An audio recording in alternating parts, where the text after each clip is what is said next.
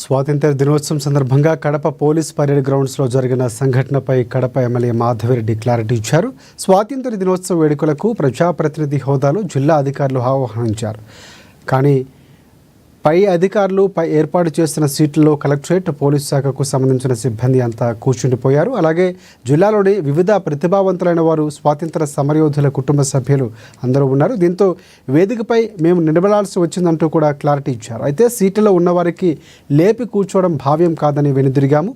పిలిచిన ముఖ్య అతిథులకు సీట్లు వేయనంత ఘనంగా ఏర్పాట్లు చేసిన జిల్లా కలెక్టర్కు కృతజ్ఞతలు తెలియజేస్తున్నామని ఎమ్మెల్యే మాధవరెడ్డి వెల్లడించారు.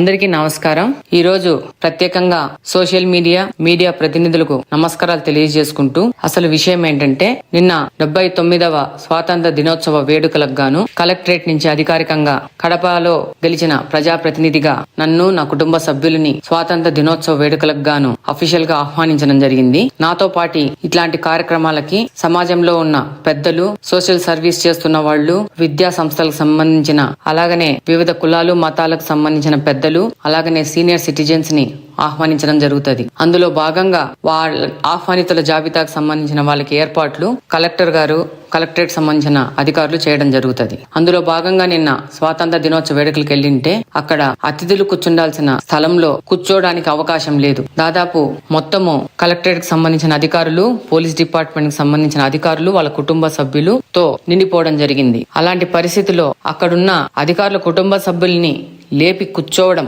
భావ్యం కాదనిపించింది. అందుకనే నిలబడుకోవడం జరిగింది. ఇంత పెద్ద వేడుకకు ఇంత గొప్పగా పిలిచిన అతిథులకి ఏర్పాట్లు చేసినందుకు, వాళ్ళకి కూర్చోవడానికి కూడా అవకాశం లేని విధంగా గొప్ప అరేంజ్మెంట్స్ చేసినందుకు కలెక్టర్ గారికి కృతజ్ఞతలు తెలియజేసుకుంటూ, అలాగనే ఈ యొక్క కార్యక్రమము అధికారుల కుటుంబ సభ్యులు చేసుకునే కార్యక్రమంగా, వాళ్ళ పండుగగా భావించి అక్కడి నుంచి వెనుదిరగడం జరిగింది. దీన్ని చాలా గొప్పగా ఆలోచించి, చాలా పెద్దగా దీని మీద వెలుగు నింపి ప్రతి ఒక్క సోషల్ మీడియాలో పోస్ట్ చేసిన వాళ్ళు నా కోసం పనిచేసినందుకు, అలాగనే దీనికోసం వాళ్ళ సమయాన్ని వెచ్చించి పనిచేసినందుకు ప్రత్యేకించి పేరు పేరున ధన్యవాదాలు తెలియజేసుకుంటా ఉన్నాను.